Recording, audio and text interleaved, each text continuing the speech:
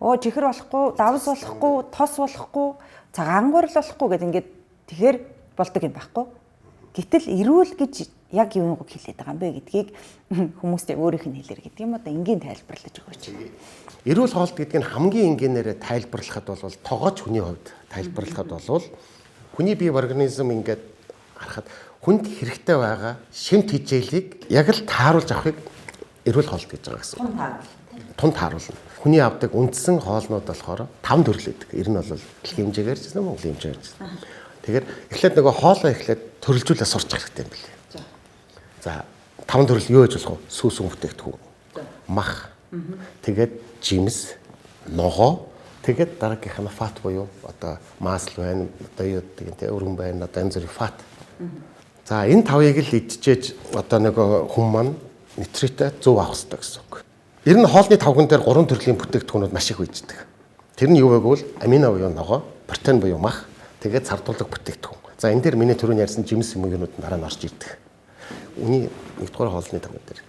Тэгэхээр ямар нэгэн хоолыг идэхэд чихэрлэг болон эсгэлэнжүүл хамт байжээж хоол амттай болж автоматар залгигддаг байхгүй. Жишээ нь та бууз идэж штэ. Хичнээн гоё амтлсан бууз исэн ч гэсэн та цун дүрээ идэхээр амттай болчихдог байхгүй. Тэгэхээр энэ эсгэлэн чанар орж байгаа гэсэн.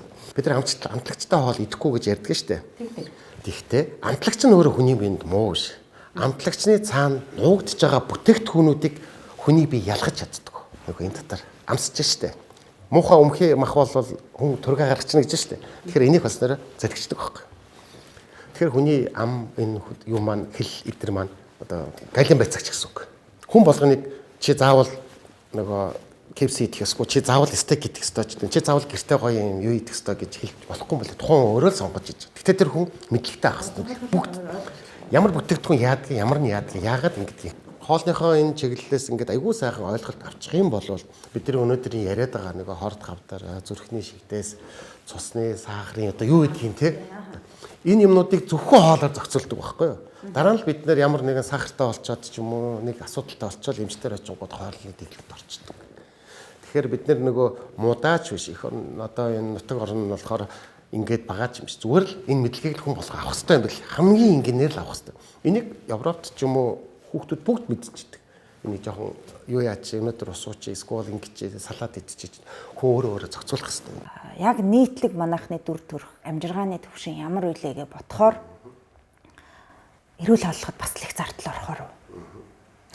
Эрүүл хоолт бол энгийн хоолуудыг бодвол миний бодлоор бараг 2 дахин болон яг хуу бусад орнууд бол ярдгэл 30-40% өндөр хэрэглэнэ. Угаасаа л шинэ мах, шинэ ногоо, шинэ хүнс, шинэ талах, шинэ сүү, шинэ тараг жигтэй байхгүй юу?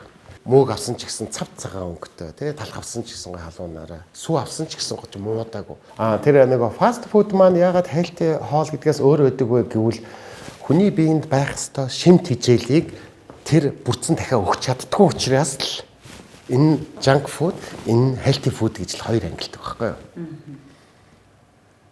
Junk food-ыг их идэхээр одоо энэ бургер, McDonald's одоо юу ч гэдгийг ийм бүрсэн дахиад хуурсан, тосонд хайрсан энэ болгонд содиум, солты, шугар гур аягүй хэмжээгээр байдаг. Гэтэ энэ амттай санагддаг. Энэ нэг хүний муу биш. Хэрвээ ч дандаа тийм юмар хооллол Америкууд ч гэдэг таргалт авна. Нөгөө судасдах сахарын хэмжээ ихсэхээрээ нөгөө инсулин чинь гарахтаа фат руугаа оруулаад байдаг. Одоо өөх тос руугаа хүний тарвин томсгож байгаа. Энэ хоолуудыг хүүхдэд их өгөөд байхаар хүүхд нэг хоногийн дараа ч юм уу тухайн хүн ч юм уу айгүй их тийм байнга ядамтгай болдог юм гэл ядраал идэг. Тэгээд сүүлдээ инсулин чинь энийг харьцуулж чадхаа болчихно гэсэн үг чи баг тийм хэдвэл инсулин чинь нөгөө докторжуулдаг юм докторжуулж чадхаа. Тэгээ энэ ингээл өвчин ч юм уу ямар нэг юмроо ордог гэсэн үг байхгүй юу? Тэгэл тэгэхээр хүн өөртөө л байгаа шинэ хичээлийг авч явах хэрэгтэй гэдгийг ямар нэг хэлбэр тэр хүн ядуу байна уу, мөнгөтэй байна уу гэхээсээ илүү тухайн хүн тэр хоолны мэдлэгтэй байх хэрэгтэй. Би юу идэх хэрэгтэй юм бэ л гэдгийг мэдэх мэдлэгийг хамгийн багаас дээд түвшин хүртэл ямар нэгэн хэмжээгээр л заалгацсан байх хэрэгтэй гэсэн. Өнөөдөр би яг нэг ярьснаас одоо тэгэл хоолоо хасаад ч юм уу одоо янз бүрийн дайтууд идэх шүү дээ одоо турдаг янз бүрийн дайт. Турна гэдгийг аягүй сайн бодох хэрэгтэй. Тураад байвал гоёуг би чинь ямар нэгэн хэмжээгээр хохирч гинүү гэдгийг л хүн өдөр тутам авдаг шимт хичээлээ тэр 5 бүтээгдэхүүнүүдээс авч явах хэрэгтэй. энэний аль нэгийг хасаад хүчээр тураад чи гоё харагдаж магадгүй хэсэгтэй. Гэхдээ чи ямар нэгэн удамшлын зүрх судасны юмны өвчнөд өртөх магадлал маш өндөр байгаа. Ягдгүйл чи эмчийн зааваргүйгээр ямар нэгэн их үндэс багтааж гэдэг юм уу ямар нэгэн ямыг хүчээр дагаж хийснээр чамд хохирол нь маш их хэмжээтэй байх магадaltaй гэсэн үг хэлж байгаа гэсэн. Тэгэхээр миний зүгээс болон нийт зүгээс нийт хоол зүйч энэ зүгээс хэлдэг. Яг л хэрэглэх юмаа л авч хэрэглээ. За тэгээд дайтуудаас одоо актив бай, хөдөлгөөнтэй бай, тэ одоо юу гэдэг зөндөл зааврууд байгаа шүү дээ. Ямар нэг юм хасаж багасна гэдэг бол байхгүй. Хэцүү. Тогоочны зүгээс заавал авах хэрэгтэй бүтэц одоо шимтэж хэл гэсэн үг.